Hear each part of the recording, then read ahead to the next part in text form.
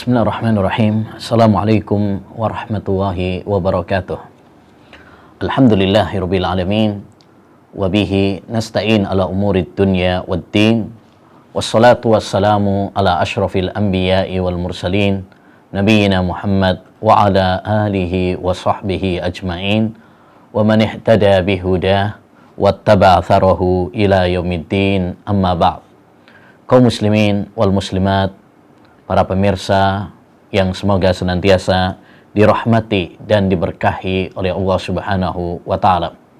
Alhamdulillah, kita bersyukur kepada Allah Subhanahu wa Ta'ala atas segala limpahan nikmatnya kepada kita semuanya, sehingga sampai pada hari ini kita diberikan nafas oleh Allah Subhanahu wa Ta'ala, diberi nyawa oleh Allah Subhanahu wa Ta'ala, ya, supaya kita bisa memanfaatkannya untuk beribadah kepadanya.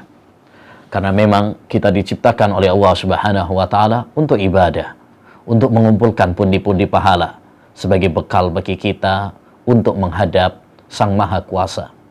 Allah Subhanahu wa Ta'ala berfirman dalam surat Adz-Dzariyat ayat 56, "Wa ma khalaqtul jinna wal insa illa liya'budun." Tidaklah saya ciptakan jin dan manusia kecuali agar mereka beribadah kepadaku, yaitu kepada Allah Subhanahu wa Ta'ala. Kaum muslimin wal muslimat yang semoga senantiasa dirahmati dan diberkahi oleh Allah Subhanahu wa Ta'ala. Alhamdulillah, kita telah menyelesaikan kajian tentang al-ahkamu al-fiqhiyah al-muta'alliqah biwabai corona, hukum-hukum fikih yang berkaitan ya seputar ya COVID-19, ya virus corona, karya Syekh Dr. Khalid bin Ali Al-Musyaikih hafidhahullahu ta'ala wara'a, salah satu murid senior Syekh Muhammad bin Saleh Al-Utsaimin rahimahullahu ta'ala. Tinggal satu pertemuan ini kita manfaatkan untuk kajian tematik sebagai penyempurna dari kajian kitab tersebut, ya. Insyaallah ta'ala pada kesempatan kali ini kita akan membahas ya dengan judul Sebelum Medis, Islam Telah Membahasnya. Ya, dalam artian bahwa langkah-langkah ya yang sekarang didengungkan oleh para ahli medis, para ahli kedokteran, pemerintah, ya, sebenarnya jika kita cermati sudah ya dibahas dalam agama Islam. Ya. Ma'asyiral muslimin wal muslimat yang semoga dirahmati oleh Allah Subhanahu wa Ta'ala. Pembahasan ini sangat penting. Ya, karena dengan membahas masalah ini kita akan semakin yakin betapa indahnya agama Islam dan betapa sempurnanya agama Islam yang membahas segala permasalahan yang dibutuhkan oleh umat manusia. Kita akan semakin bangga memiliki agama ya mulia seperti agama Islam. Allah Subhanahu wa Ta'ala menjelaskan tentang kesempurnaan agama Islam yang mulia ini. Kata Allah Subhanahu wa Ta'ala dalam surat Al-Maidah ayat 3, "Al-yauma akmaltu lakum dinakum wa atmamtu alaikum ni'mati wa raditu lakumul Islam dina." Pada hari ini telah aku sempurnakan agama kalian. Aku telah sempurnakan nikmatku atas kalian. Dan aku ridho Islam sebagai agama kalian. Ayat yang mulia ini merupakan nikmat Allah yang terbesar kepada kita. Karena dengan turunnya ayat yang mulia ini berarti Islam telah dinyatakan sempurna. Ya, kalau yang namanya sempurna berarti tidak membutuhkan tambahan-tambahan. Ya.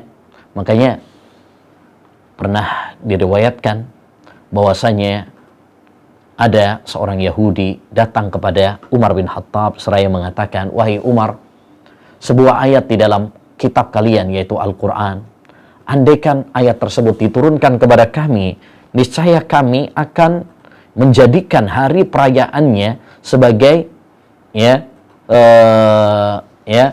hari perayaannya sebagai hari perayaan, hari turunnya ayat tersebut sebagai hari perayaan. Mereka mengatakan, Ayat apa itu? Kata Umar bin Khattab, ya, mereka menjawab, yaitu ayat al-yauma akmaltu lakum dinakum. Kata Umar, sungguh saya tahu kapan ayat itu diturunkan dan di mana. Ayat itu diturunkan pada hari Jumat saat Nabi SAW sedang wukuf di Arafah pada Hajjatul Wada, ya, pada Hajjatul Wada tahun 10 Hijriah. Ma'asyiral muslimin wal muslimat yang semoga dirahmati oleh Allah Subhanahu wa taala. Rasulullah SAW tidak wafat meninggalkan kita kecuali telah menjelaskan ilmunya kepada kita. Semua permasalahan yang dibutuhkan oleh umat manusia telah dijelaskan secara gamblang, komplit, sempurna oleh Nabi kita Muhammad SAW. Sebagaimana hal ini disaksikan oleh sahabat yang mulia Abu Dzar Al-Ghifari. Beliau pernah mengatakan, tarakana Rasulullah sallallahu alaihi wasallam wa ma ta'irun yuqallibu janahaihi illa wa huwa yadhkuru lana minhu ilma. Rasulullah sallallahu alaihi wasallam wafat meninggalkan kami, dan tidak ada seekor sayap pun, seekor burung pun yang mengepakkan sayapnya kecuali Rasulullah telah menjelaskan ilmunya kepada kami. Ya. Jadi semua permasalahan yang terjadi pada hakikatnya semuanya sudah dijelaskan oleh Allah, dijelaskan oleh Rasulullah sallallahu alaihi wasallam. Ya, kata Imam Syafi'i rahimahullah dalam kitabnya Ar-Risalah, "Falaisat tanzilu fi ahadin min ahli dinillah nazilah illa wa fi kitabillahi ad-dalilu ala sabilil huda fiha." Kata Imam Syafi'i, tidak ada suatu masalah baru pun yang menimpa seseorang yang memiliki pengetahuan agama kecuali dalam Al-Quran ada jawaban dan petunjuknya. Tinggal kita mau menggali apa tidak. Hanya saja yang perlu dipahami bahwasanya kesempurnaan agama Islam membahas semua permasalahan bukan dengan membahas satu persatu. Contoh masalah makanan misalkan, bukan berarti kemudian Islam bahas satu persatu, ya, tahu halal, tempe halal, bukan seperti itu. Tapi Islam itu sempurna, yakni dengan meletakkan kaidah-kaidahnya, rumus-rumusnya, ya, landasan-landasannya, kunci-kuncinya, sehingga menjadi pegangan dan pedoman bagi umat manusia. Termasuk ma'asyiral muslimin rahimani wa rahimakumullah, ya, dalam menghadapi wabah COVID-19 ini masalah yang menimpa kita. Ya, tapi bukan berarti kemudian Islam tidak memberikan petunjuk, tidak. Ya. Orang sekarang banyak menganggap bahwasanya anjuran cuci tangan, memakai masker, ya, jaga jarak, ya, di rumah aja dan sebagainya. Mereka menganggap ini adalah himbauan-himbauan pemerintah, himbauan-himbauan ahli kesehatan, ya, ahli medis, ahli kedokteran, ya, yang menurut mereka nggak ada sangkut pautnya dengan agama. Mereka mengira bahwasanya agama nggak menjelaskan hal ini. Mereka mengira agama cuma menjelaskan anjuran untuk sabar, untuk banyak beribadah kepada Allah, berdoa, berzikir kepada Allah Subhanahu wa taala, sedekah dan lain sebagainya. Ya, kita katakan Islam adalah agama yang sempurna. Betul, Islam menganjurkan kepada kita, ya, melakukan langkah-langkah, ya, dengan banyak berdoa, dengan banyak beribadah kepada Allah Subhanahu wa taala, dengan bersedekah, ya, dan lain sebagainya. Tapi langkah-langkah lahiriah ini juga dijelaskan di dalam agama Islam. Ikhtiar-ikhtiar, ya, itu juga dijelaskan di dalam agama Islam. Sehingga Islam tatkala menghadapi, ya, wabah COVID-19 ini melakukan dua pendekatan. Pendekatan yang pertama adalah pendekatan agama, spiritual, ya, rohaniyah, yaitu dengan semakin mendekatkan diri kita kepada Allah, beribadah kepada Allah, berdoa kepada Allah Subhanahu wa taala, dengan menguatkan iman kita, tawakal kita kepada Allah Subhanahu wa taala, ya, banyak berzikir, banyak berdoa, bersedekah dan lain sebagainya yang sudah sering kita sampaikan. Taib. Yang kedua adalah langkah-langkah preventif lahiriah. Ya, seperti cuci tangan di rumah aja, jaga jarak, ya, pakai masker dan sebagainya, ya, yang banyak dinasihatkan oleh pemerintah, dinasihatkan oleh para ahli kedokteran, ahli medis. Nah, ini yang akan menjadi pembahasan kita sekarang, ya, bahwa himbauan-himbauan tersebut bukan hanya himbauan dari ahli medis, bukan hanya himbauan dari pemerintah dan tim kedokteran, bukan. Ya, saya akan menjelaskan insyaallah ta'ala bahwasanya himbauan-himbauan tersebut sebelum disarankan oleh para ahli kedokteran, sebelum disarankan oleh WHO, ya, sesungguhnya 14 abad yang lalu Nabi kita Muhammad SAW telah menyampaikannya kepada kita. Ya, di dalam Al-Quran maupun di dalam hadis Nabi Muhammad SAW. Baik, kita akan bahas masalah ini, ya, dengan dua pembahasan. Pembahasan yang pertama secara global, pembahasan yang kedua secara terperinci. Sebelum kita membahas secara terperinci, ada baiknya saya akan menyampaikan dua permasalahan penting, ya, dalam masalah ini. Yang pertama, bahwasanya Islam, ya, itu membahas masalah kesehatan, ya, menganjurkan kepada kita menjaga kesehatan, ya, memberikan langkah-langkah preventif untuk menjaga kesehatan. Ini dibahas di dalam agama Islam, karena kesehatan ini adalah suatu nikmat yang sangat besar, ya, dari Allah Subhanahu wa taala. Karena dengan sehat kita bisa beribadah kepada Allah Subhanahu wa taala. Ya, kata Nabi sallallahu alaihi wasallam, "Man asbaha minkum aminan fi sirbih, mu'afa fi jasadih, indahu qutu yaumih, faka'annama hizat lahud dunya." Barang siapa di antara kalian yang di waktu paginya dia aman perjalanannya, sehat badannya, dan dicukupi perekonomiannya, maka, ya, berarti nikmat-nikmat dunia telah tertuang untuknya. Di situ disebutkan oleh Nabi SAW nikmat kesehatan. Ya, nikmat kesehatan. Tapi sayangnya banyak manusia yang melalaikan nikmat sehat ini. Nikmatani mahbunun fihima katsirun minan nas, as-sihhatu wal farah. Ya, dua nikmat yang banyak dilalaikan oleh manusia, ya, yaitu nikmat sehat dan nikmat waktu luang. Oleh karenanya, saudaraku, saudariku, dimanapun berada, kaum muslimin wal muslimat yang semoga dirahmati oleh Allah Subhanahu wa taala, ya, mari kita manfaatkan nikmat yang telah Allah berikan kepada kita, ya, dalam rangka mendekatkan diri kita kepada Allah Subhanahu wa taala. Ya, sebelum Allah Subhanahu wa taala menimpakan sakit kepada kita, manfaatkan nikmat sehat. Ya, ihtanim khamsan qabla khamsin, manfaatkanlah 5 hal sebelum datang 5 perkara yang lain. Ya, salah satunya wasihhataka qabla saqamik, ya, manfaatkan waktu sehatmu sebelum datang waktu sakitmu. Ya, dan Islam dalam masalah kesehatan ini, ya, mengacu pada 2 hal. Yang pertama adalah langkah-langkah preventif sebelum sakit, dan yang kedua adalah, ya, langkah pengobatan setelah sakit. Ya, ini sumber kesehatan itu adalah dalam 2 hal ini. Langkah yang pertama yaitu langkah-langkah preventif sebelum seorang itu sakit. Islam menganjurkan kepada kita untuk menjaga kesehatan.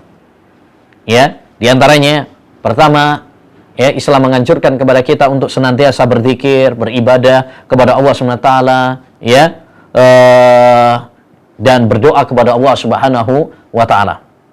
Ya, wallahi ma'asyiral muslimin, apabila kita ini melakukan ketaatan, nurut sama aturan-aturan Allah Subhanahu wa taala, maka ini akan membawa kepada kita, ya, nikmat kesehatan.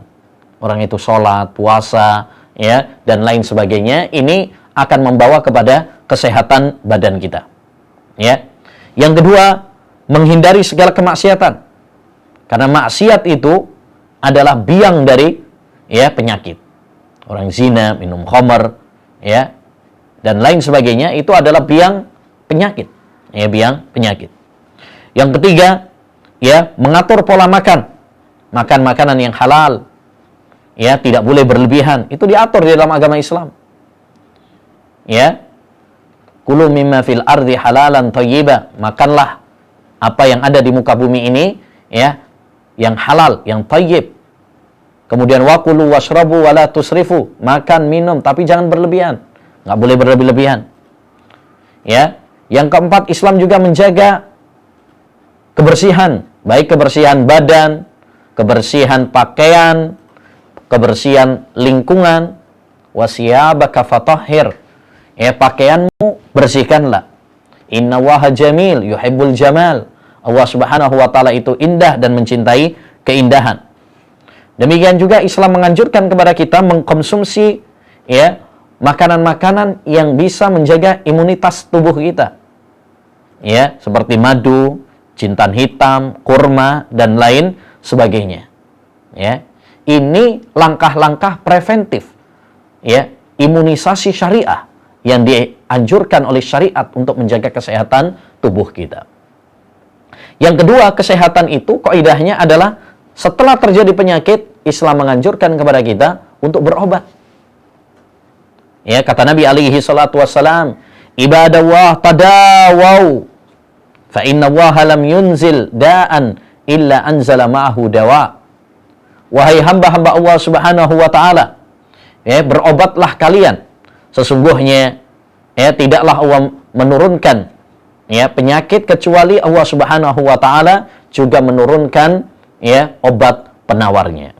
Ya, baik dengan bekam, baik dengan minum madu, habatus sauda, ya, atau obat-obatan lain, ya, baik tradisional maupun modern, selama itu adalah tidak bertentangan dengan syariat, maka dianjurkan bagi kita untuk mengkonsumsinya.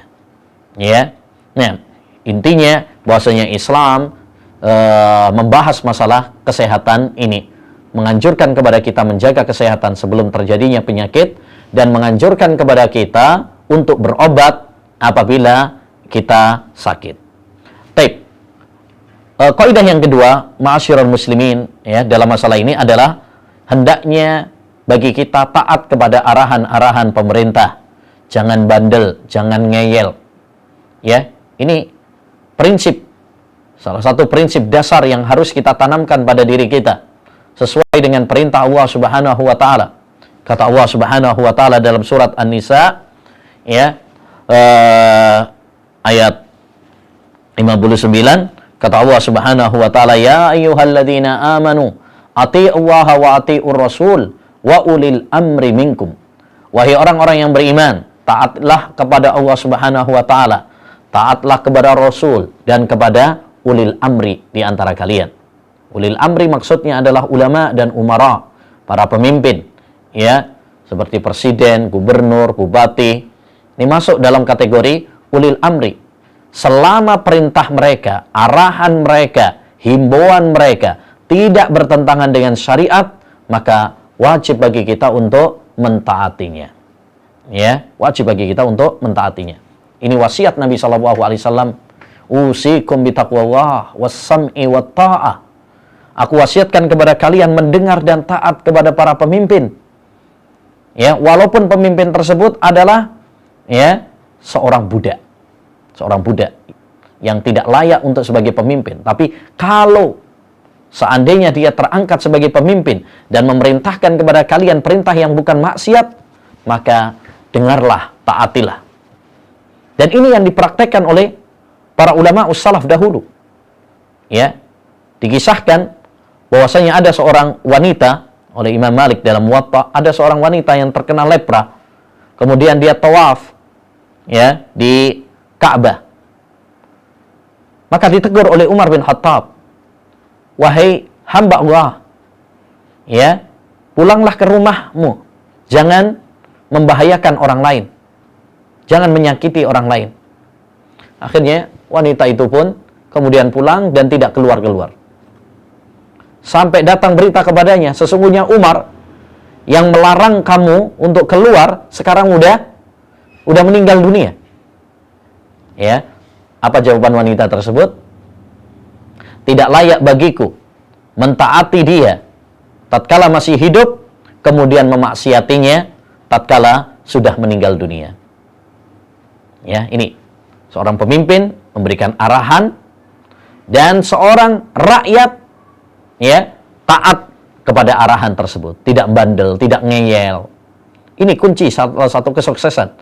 Ya, kalau kita ingin sukses melalui bencana ini, maka kita harus kompak, harus gotong royong, bekerja sama dengan baik. Ya, pemerintah dengan kebijakan-kebijakan mereka, ketegasan-ketegasan keputusan mereka, dan rakyat ya dengan ketaatan, kedisiplinan. Ya, nah, adapun apabila bandel, ngeyel, maka akan sulit bagi kita untuk ya melalui ya bencana ini. Ya, intinya ma'asyiral muslimin, salah satu prinsip dasar yang harus kita tanamkan pada diri kita dalam situasi ya wabah bencana seperti ini adalah hendaknya bagi kita kompak ya di bawah arahan komando para pemimpin kita. Ya, para pemimpin kita, pemerintah ya, hendaknya bagi kita mengikuti arahan-arahan mereka. Ya, selama itu tidak bertentangan dengan syariat. Ya, demi kebaikan bersama. Ya, ketika misalkan dihimbau untuk di rumah saja, hendaknya bagi kita untuk ya tidak untuk mentaatinya. Ya, hendaknya ketika ada himbauan untuk memakai masker, hendaknya bagi kita untuk ya mematuhinya. Ini kaidah penting. Ya, Islam menganjurkan kepada kita untuk taat kepada para pemimpin. Baik. Selanjutnya, ma'asyiral muslimin rahimani wa rahimakumullah, yang ingin kita sampaikan di sini adalah beberapa arahan-arahan para ahli medis ya yang sesungguhnya telah dibahas di dalam agama Islam. Ya, kalau kita baca arahan-arahan para ahli medis termasuk WHO ya ketika memberikan arahan-arahan dalam situasi wabah seperti ini, kita akan dapati beberapa arahan-arahan. Yang pertama adalah anjuran untuk sering cuci tangan. Ya, anjuran untuk sering cuci tangan. Orang mungkin menganggap anjuran sering cuci tangan ini adalah dari ahli kedokteran saja. Pada hakikatnya tidak. Islam jauh-jauh hari menganjurkan kepada kita untuk cuci tangan. Bukankah seorang muslim ya ketika dia hendak sholat diharuskan, disyaratkan untuk berwudu terlebih dahulu? Allah Subhanahu wa taala berfirman dalam surat Al-Maidah ayat 6, "Ya ayyuhalladzina amanu idza kumtum ilas shalah faghsilu wujuhakum ilal marafiq wamsahu bi ru'usikum wa arjulakum ilal ka'bain." Wahai orang-orang yang beriman, apabila kalian hendak berdiri untuk sholat, ya, maka usaplah wajah kalian dan tangan kalian, ya, sampai, ya, mulai dari telapak tangan sampai ke siku. Ya, dan ini dipraktekkan oleh Nabi SAW dalam hadis Humran, ya, Maula Utsman bin Affan, disebutkan bahwasanya Nabi SAW faghasala kaffaihi salasa marrat. Rasulullah SAW, ya, sebelum memulai wudu, beliau mencuci telapak tangannya 3 kali. Ya, ini dalam hadis Utsman bin Affan. Bahkan di akhir hadis Utsman mengatakan, "Ra'aitu Rasulullah sallallahu alaihi wasallam yatawaddau nahwa wudu'i hada." Aku melihat Rasulullah SAW wudu seperti wuduku ini. Ya, ingat ini setiap mau sholat. Berarti minimal 5 kali dalam sehari. Ya. Belum lagi yang lain, seperti ketika bangun tidur. Rasulullah SAW menganjurkan kepada kita untuk cuci tangan terlebih dahulu. Ya, karena orang bangun tidur itu, karena ketika tidur, kadang tangan kita ini geratelan kemana-mana. Maka dianjurkan untuk ya cuci tangan terlebih dahulu. Ya, sebelum kita berwudu, ya, sebelum kita mandi, sebelum kita makan, ya, dan sebagainya, suruh cuci tangan terlebih dahulu. Kata Nabi, "Idza staiqadha ahadukum min naumihi fala yaghmis yadahu fil ina hatta yaghsilaha salasan." Apabila salah seorang di antara kalian bangun tidur, maka janganlah dia celupkan tangannya sampai dia mencucinya ya 3 kali terlebih dahulu. Ini anjuran dari Nabi SAW untuk mencuci tangan ya ketika bangun tidur. Demikian juga sebelum makan. Ya, Rasulullah sallallahu alaihi wasallam disebutkan idza arada an ya'kula ghasala yadayhi. Rasulullah SAW itu apabila beliau hendak makan atau minum, maka beliau mencuci tangannya terlebih dahulu. Ya, tentu bukan sesuatu yang wajib ya, tapi ini anjuran dari Rasulullah SAW yang dipraktekkan oleh Nabi SAW. Demikian juga setelah makan, disebutkan dalam hadis ya bahwasanya Rasulullah SAW akala katfasha fatamadmadha wa ghasala yadayhi. Ya, Rasulullah SAW makan daging bahu kambing. Kemudian setelah itu beliau ya berkumur-kumur dan mencuci ya telapak tangannya. Jadi ini anjuran ya Islam sebelum adanya himbauan cuci tangan, sejatinya ya Rasulullah SAW telah menganjurkan. Demikian juga dalam Al-Quran. Demikian juga menyela-nyela. Ya, sekarang ada himbauan cuci tangan bukan cuma sekedar asal-asalan, ya, tapi hendaknya di sela-sela. Ya, ini pun telah dijelaskan oleh Rasulullah Sallallahu Alaihi Wasallam. Ya, dalam sebuah hadis riwayat Abu Dawud dan Tirmidzi, Nabi Sallallahu Alaihi Wasallam pernah mengatakan kepada sahabat Laqid ibnu Sabirah, ya, kata beliau, asbihil wudu wa hallil bainal asabi. Sempurnakanlah wudumu dan sela-selailah antara jari, baik jari tangan maupun jari kaki. Ini anjuran Rasulullah SAW, menyela-nyela di antara jari. Ya, jadi poin yang pertama ini adalah anjuran untuk cuci tangan jauh sebelum para ahli medis ya menganjurkan untuk cuci tangan. Sejatinya ya Islam telah menganjurkannya. Ya, yang kedua, anjuran untuk di rumah aja. Ya. Dengan tidak keluar rumah, ya, berarti kita telah ya andil berpartisipasi untuk menjaga diri kita dan menjaga orang lain, memutus ya mata rantai dari virus corona ini. Ya, meminimalisir terjangkiti ya virus corona ini. Ya, anjuran untuk tetap di rumah. Subhanallah, kalau kita perhatikan dalam Al-Quran dan dalam hadis Nabi SAW, anjuran untuk banyak di rumah ini dianjurkan dalam Quran dan dalam hadis. Allah Subhanahu wa taala berfirman dalam surat Al-Ahzab ya untuk para wanita, waqarna fi buyutikunna. Menetaplah kalian di rumah kalian, jangan banyak keluyuran. Ya. Demikian juga Rasulullah SAW ketika ditanya tentang man najah, apa kunci kesuksesan wahai Rasulullah, maka Nabi mengatakan amsik alaika lisanak, tahan lisanmu, hati-hati ya, jangan menyebarkan hoax ya. Kemudian walzam baitak, menetaplah di rumahmu, menetaplah di rumahmu, tinggallah di rumahmu, jangan banyak keluar, jangan banyak keluyuran. Ya, dan yang ketiga, wabki ala khotiatik, tangisilah dosa-dosamu. Ini kunci keselamatan yang dianjurkan oleh Nabi Shallallahu Alaihi Wasallam. Ya, maka anjuran pemerintah untuk banyak di rumah, ya, beribadah di rumah, ya, kemudian belajar di rumah saat-saat seperti ini, ya, bekerja di rumah, ini adalah sesuai dengan anjuran syariat. Anjuran syariat. Ya, bahkan dalam hadis riwayat Imam Ahmad, ya, hadisnya hasan, bahwasanya Rasulullah sallallahu alaihi wasallam mengatakan, "Falaisa min rajulin yaqa'u ta'un fayamkusu fi baitihi sabiran muhtasiban ya'lamu annahu la yusibuhu illa ma kataballahu lahu illa kana lahu mislu ajri syahid."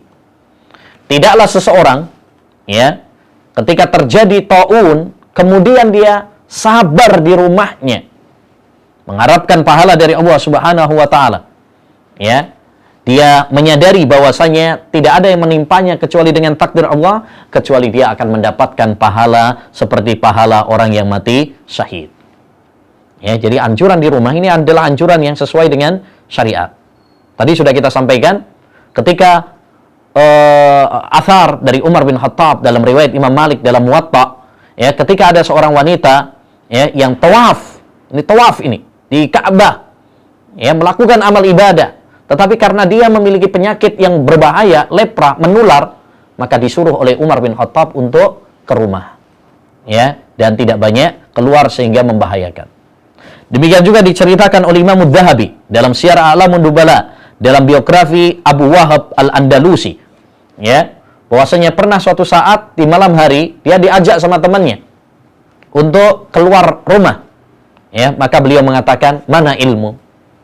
Sesungguhnya pemerintah melarang kita untuk keluar, ya, malam hari.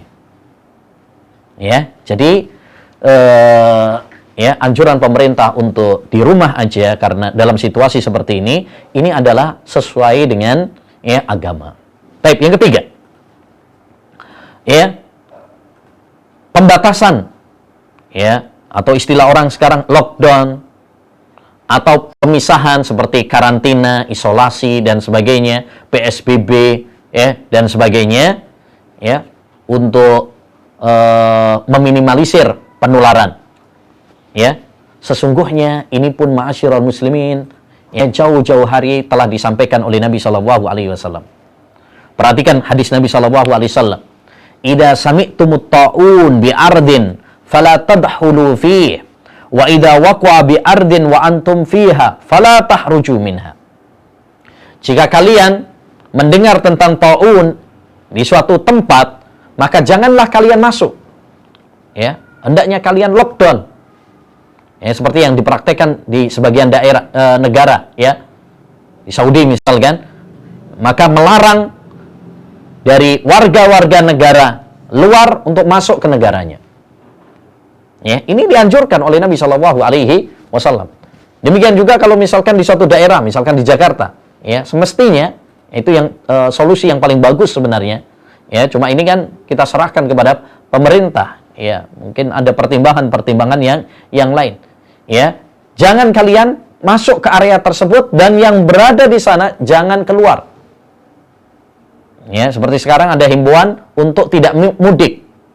Bahkan terakhir saya baca ini adalah keputusan dari, ya, dari pemerintah, presiden.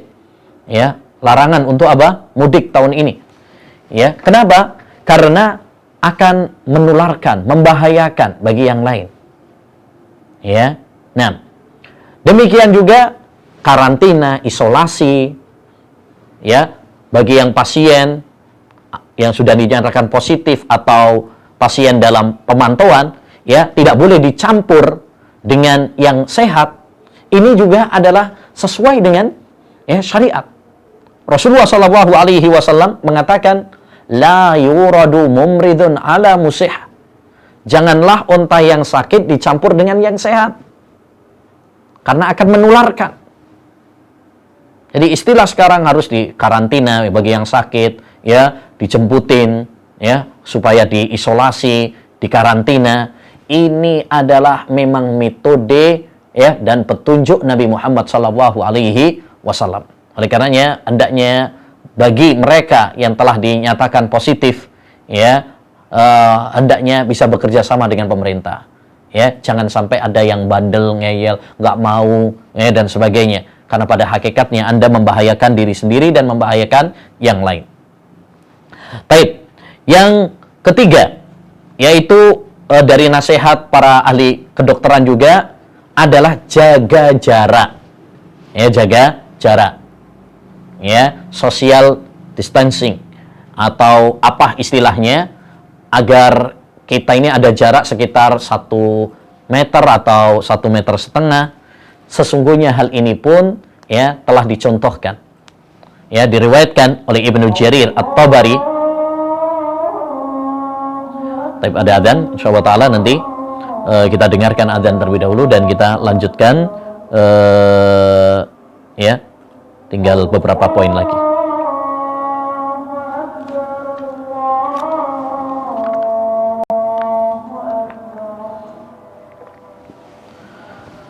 Ada pertanyaan? Nanti ya, Anda nggak bawa.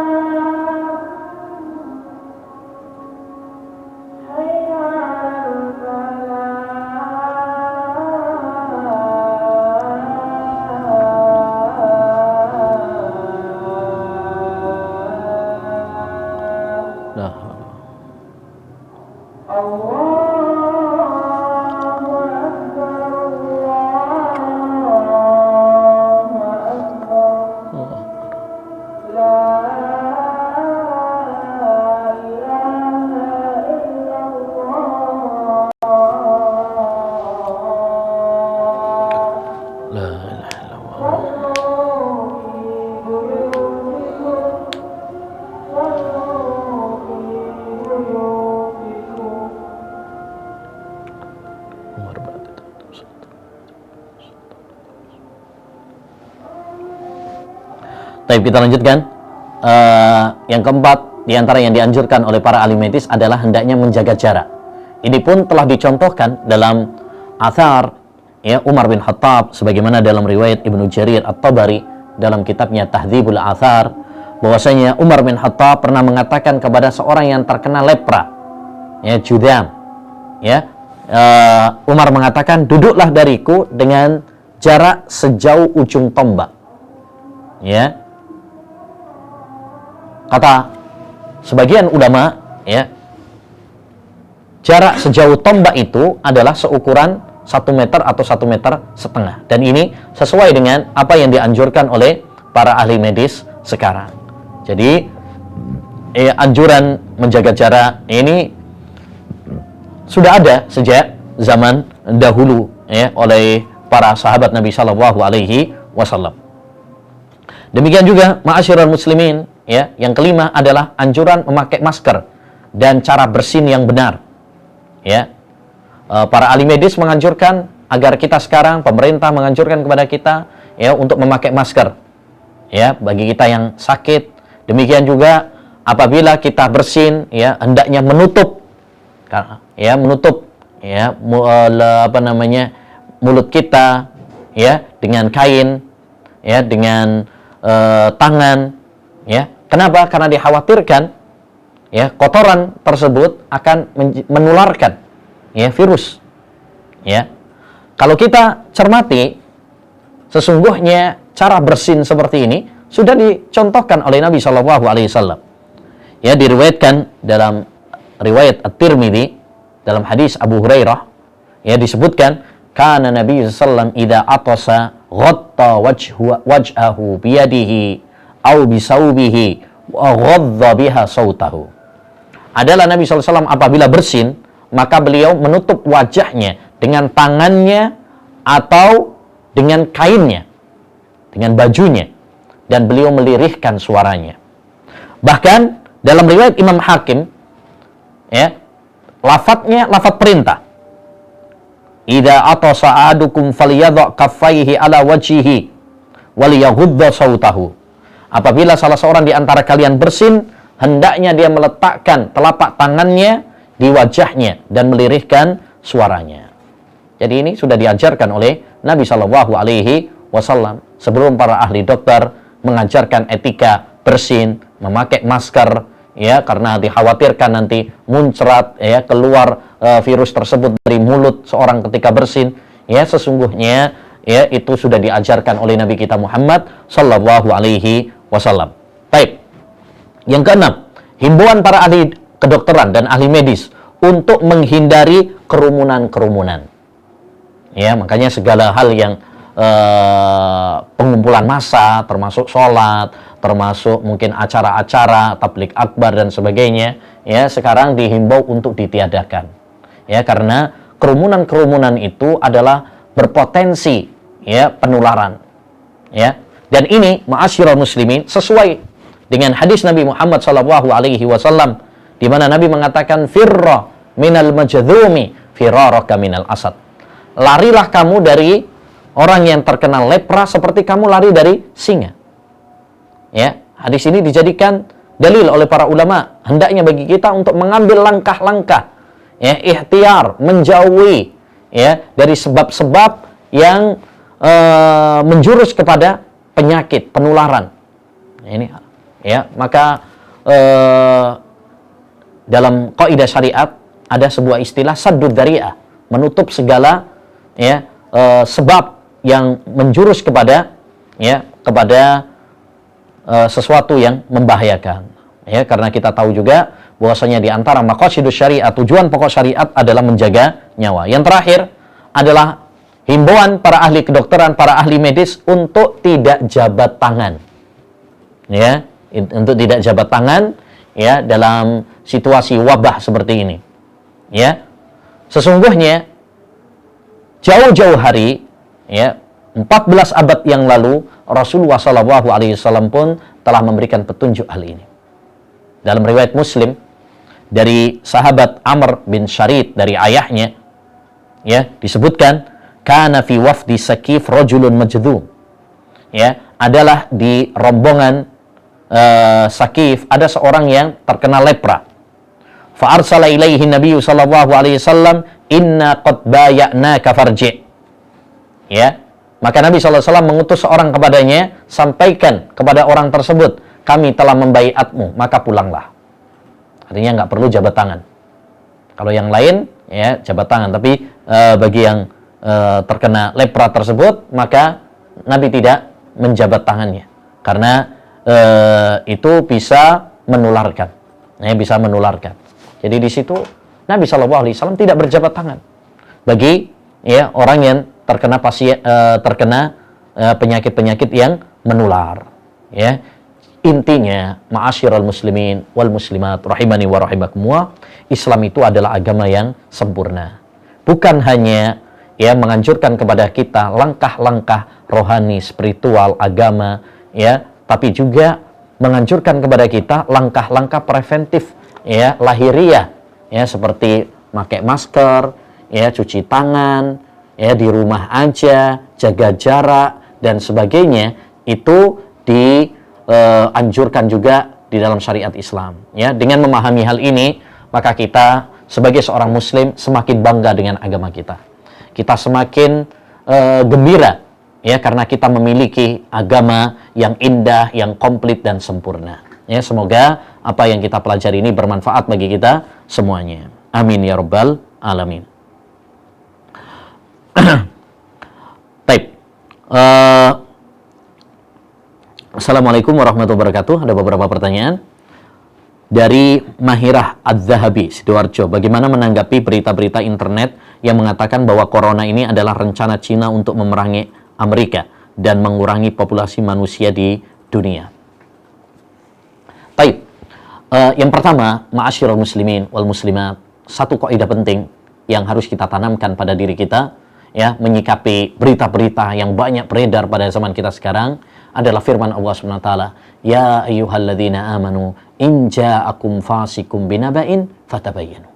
Wahai orang-orang yang beriman, apabila ada orang fasik yang membawa berita kepada kalian, maka ceklah terlebih dahulu. Jangan langsung kemudian dipercaya, jangan kemudian langsung di-share begitu saja, disebarkan. Kafa bil mar'i isman an yuhaddisa bikulli ma sami'. Kata Nabi SAW, cukuplah seorang itu dianggap dusta ketika dia menyebarkan, ya, apapun yang dia dengar. Ya, maka dalam menyikapi berita-berita seperti ini, hendaknya bagi kita selektif. Tidak boleh gampang percaya. Ya, tidak boleh untuk gampang percaya. Sebagaimana saya menasihatkan agar kita tidak menerima berita-berita tentang masalah corona kecuali dari badan dan lembaga yang resmi.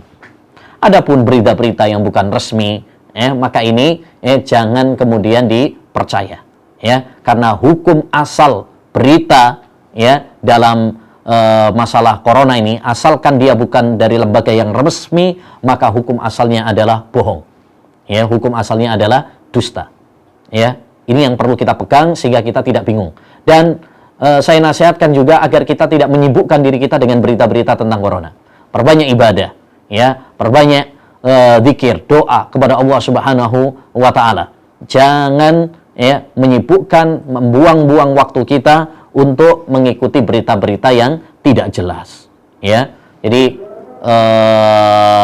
berita bahwasanya ini adalah rencana, ya, Cina memerangi Amerika, Amerika memerangi Cina, ya, seperti ini, ya, tidak bisa kita percaya karena bukan dari, ya, lembaga yang resmi. Ya, ini hanya omongan-omongan yang beredar, ya. Nah, karena secara logika, ya, itu adalah sesuatu yang tidak mungkin dilakukan oleh pemerintah, ya, karena korbannya begitu banyak. Lihat di Amerika misalkan, atau di Cina, korbannya ribuan, ya, ribuan. Nah, Assalamualaikum warahmatullahi wabarakatuh. Assalamualaikum warahmatullahi wabarakatuh. Ustaz, apabila orang tua mengikuti metode hisab dalam penentuan awal Ramadan dan di sana ada 2 organisasi, apa yang harus Anda lakukan? Ikuti keputusan pemerintah besok. Ikuti keputusan pemerintah besok. Ya, besok insya Allah Ta'ala Kemenak akan mengadakan sidang isbat, dan apabila ya sudah ada keputusan dari Kemenak, Kementerian Agama, kapan awal bulan Ramadan, itu yang kita ikuti. Ya, Rasulullah SAW mengatakan as-saumu yauma tasumun. Puasa itu adalah hari di mana kalian berpuasa. Ya, wal fitru yauma tuftirun. Dan Idul Fitri adalah di mana kalian bersama-sama Idul Fitri. Kebersamaan, persatuan, ya, ini adalah sesuatu yang sangat penting untuk kita perhatikan. Ya, lebih-lebih para ulama mengatakan hukmul hakim yarfa'ul hilaf. Ya, keputusan para pemimpin ini menghilangkan perbedaan-perbedaan. Ya, yang satu mengikuti metode ru'yah, yang satu mengikuti metode hisab, ya, dan masing-masing kemudian mempertahankan pendapatnya, akhirnya nggak ada selesai. Yang terjadi adalah perbedaan. Walaupun ya para ya orang atasan ya sering membawakan ihtilafu ummati rahmah, hendaknya bagi kita untuk lapang dada, perbedaan adalah rahmat. Nah, ini hanya teori saja. Ya, hanya teori, tapi pada hakikatnya di bawah ini yang bingung ya, dan sulit diterapkan. Ya, sulit diterapkan. Apalagi hadis itu adalah ya hadis yang palsu, ya, tidak sahih dari Nabi Shallallahu Alaihi Wasallam. Jadi cara agar kita bisa bersatu dalam masalah awal Ramadan dan Idul Fitri adalah apabila kita mengikuti keputusan pemerintah. Ya, wallahu a'lam. Karena masalah-masalah besar, syiar-syiar seperti ini dikembalikan kepada pemerintah, bukan individu atau bukan kelompok atau ormas tertentu. Ya, wallahu a'lam. Assalamualaikum Ustaz. Waalaikumsalam. Ana mau minta nasihat. Sekarang ini banyak kita jumpai orang-orang yang menjadikan musim pandemi sebagai candaan di media sosial. Entah apa alasan mereka. Apakah sebagai hiburan ya karena mereka berdiam diri di rumah, ataukah ingin tenar ya supaya dikenal orang banyak. Mohon nasihatnya Ustaz. Barakallahu fiik. Ya, tidak boleh menjadikan corona ini sebagai bahan candaan. Ya, karena ini bukan candaan. Ya, bukan sesuatu yang harus kita bercanda. Ya, bercanda itu boleh, ya, tapi ada tempatnya. Ya, ada patokan-patokannya. Dalam hal-hal yang serius, dalam hal-hal yang tidak layak kita bercanda di situ, maka tidak boleh bagi kita untuk bercanda. Ya. Rasulullah memang kadang-kadang bercanda, tapi dalam masalah-masalah ya di mana kita tidak layak untuk bercanda, maka tidak boleh kita bercanda. Seperti misalkan dalam masalah-masalah agama, ya, pelecehan kepada Allah, pelecehan kepada Nabi, ya, kepada syiar-syiar Islam, nggak boleh bercanda. Ya, demikian juga kalau dusta nggak boleh, kalau menakut-nakuti, ya, prank dan sebagainya, ini nggak boleh. Ya, demikian juga ya dalam situasi seperti ini situasi di mana ini teguran dari Allah SWT kepada kita. Ya, wa ma nursilu bil ayati illa tahwifa. Tidaklah kami mengutus tanda-tanda ya kekuasaan kami kecuali untuk memberikan peringatan. Ini peringatan dari Allah Subhanahu wa taala.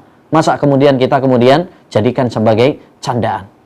Ya, maka hendaknya kita bertakwa kepada Allah Subhanahu wa taala dan tidak menjadikan ini sebagai candaan. Baik. Ini yang terakhir dari pemirsa MKSS TV di Semarang. Ustadz, menjelang masuk bulan Ramadan ini banyak WhatsApp masuk dan beredar terkait mohon maaf lahir dan batin. Apakah ini hal yang dianjurkan syariat sebelum masuk Ramadan, atau apakah ini termasuk urf yang diperbolehkan, atau ini perkara baru dalam agama? Barakallahu fikum. Baik, pada hakikatnya ma'asyiral muslimin, kalau anjuran untuk minta maaf secara khusus ya menjelang bulan Ramadan ya secara khusus ya, ini tidak ada dalilnya. Ya, tidak ada dalilnya secara khusus ya anjuran untuk minta maaf di bulan suci Ramadan. Namun ya bagi mereka yang punya kesalahan ya, yang punya kedoliman ya, pernah berbuat salah kepada saudaranya ya, maka dianjurkan bagi dia untuk meminta maaf, minta dihalalkan ya. Ini bisa diambil dari keumuman dalil-dalil Al-Quran ya, yang menganjurkan kepada kita untuk meminta maaf, atau hadis Nabi SAW, man kanat lahu madlamatun li akhi falyatahallalhu. Siapa yang memiliki kesalahan, kedoliman kepada saudaranya, maka hendaknya dia minta dihalalkan. Atau hadis ya bahwasanya Allah Subhanahu wa taala turun ke langit dunia pada nisfu Sya'ban dan mengampuni semua dosa hambanya kecuali dua orang, ya, orang yang musyrik dan orang yang sedang bermusuhan. Jadi bagi orang yang bermusuhan minta maaf, ya, nggak masalah. Tapi itu bagi yang bermusuhan saja. Adapun bagi ya yang secara umum kemudian ada anjurannya, ya, kadang suami kepada istri, anak, ya, ini tidak ada dalilnya. Ya, tidak ada dalilnya secara khusus maaf-maafan ya sebelum masuk bulan Ramadan. Tapi bagi mereka yang memiliki kesalahan, hendaknya dia meminta maaf kapan dia berbuat salah, nggak harus menunggu Ramadan, ya. Tapi dianjurkan ya sebelum masuk Ramadan meminta maaf bagi yang sudah punya salah. Nah, itu mungkin yang bisa kita bahas, ya. Kita tutup dengan doa kafaratul majlis. Subhanakallahumma bihamdika asyhadu an la ilaha illa anta astaghfiruka wa atubu ilaik. Assalamualaikum warahmatullahi wabarakatuh.